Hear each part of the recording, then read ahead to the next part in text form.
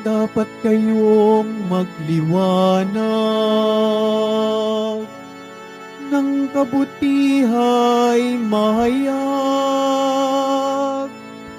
at Diyos ang siyang matanyag. Alleluia, Alleluia,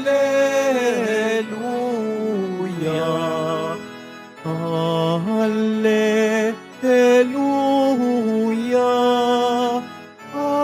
Alleluia.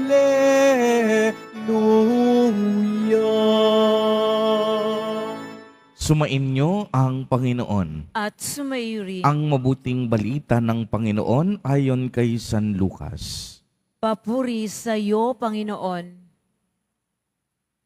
Noong panahong iyon, sinabi ni Jesus sa mga tao, walang taong nagsisindi ng ilaw at pagkatapos ay tatakbuhan ng banga o ilalagay kaya sa ilalim ng higaan. Sa halip, inilalagay ito sa talagang patungan upang makita ng mga pumapasok ang liwanag. Walang natatago na hindi malalantad at walang lihim na hindi malalaman at mabubunyag. Kaya pagbutihin ninyo ang inyong pakikinig, sapagkat ang mayroon ay bibigyan pa, ngunit ang wala ay aalisin, pati ng inaakala niyang nasa kaniya. Ang mabuting balita ng Panginoon. Pinupuri ka namin, Panginoong Heso Kristo. Magsiyo po ang lahat. Magandang umaga po sa inyong lahat, mga kapatid kay Kristo.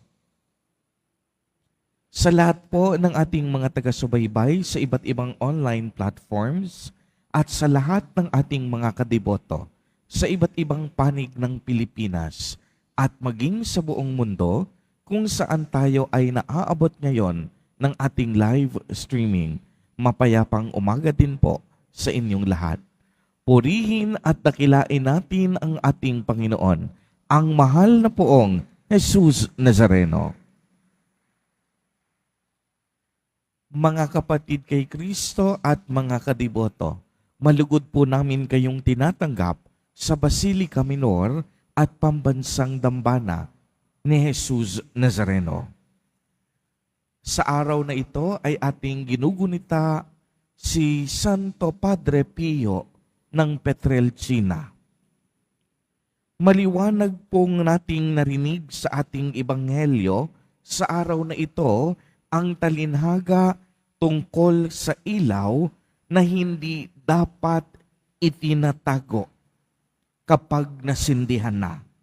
Sabi ni Jesus Nazareno na walang sino mang tao ang magtataklob ng ilaw sa ilalim ng banga o kaya maglalagay nito sa ilalim ng higaan.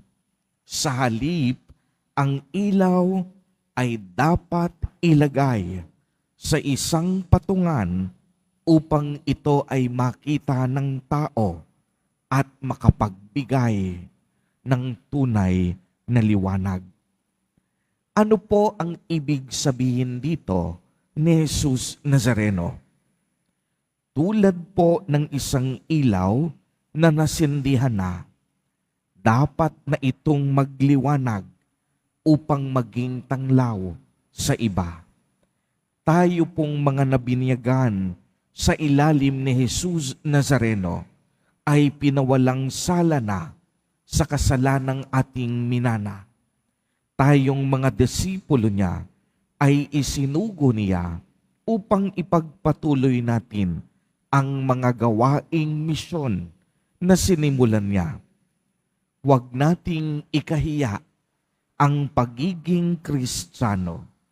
Gamitin natin ng tama at mabuti ang mga biyaya at grasya na ipinagkaloob sa atin ng Diyos.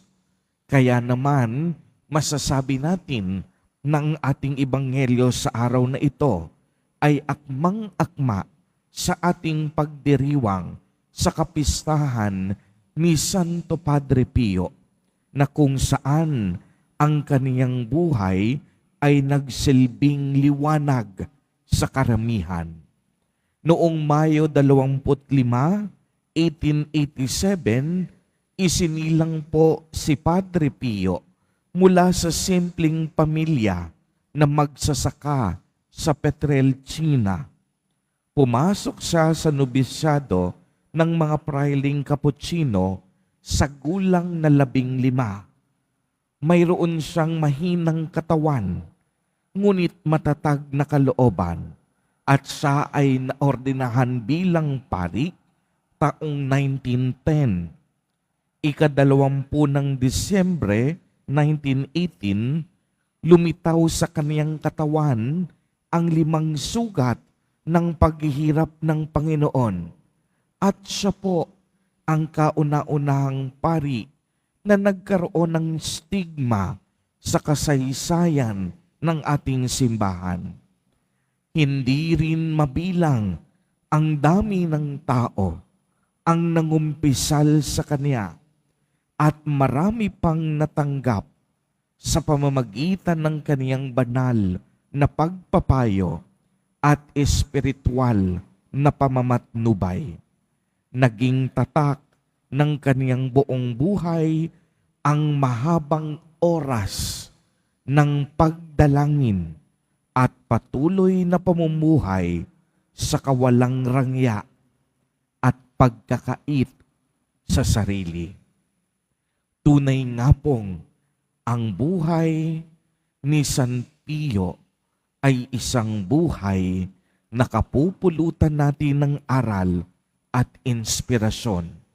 Kaya naman, si Padre Pio ginawang instrumento ng Diyos upang maging daluyan ang kaniyang buhay ng awa at pagmamahal ng Diyos.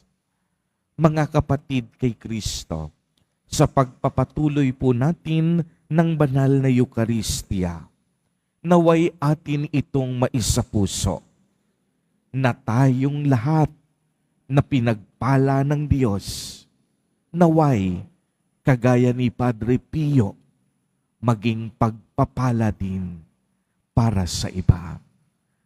Amen. Purihin at dakilain natin ang ating Panginoon, ang mahal na poong Jesus Nazareno.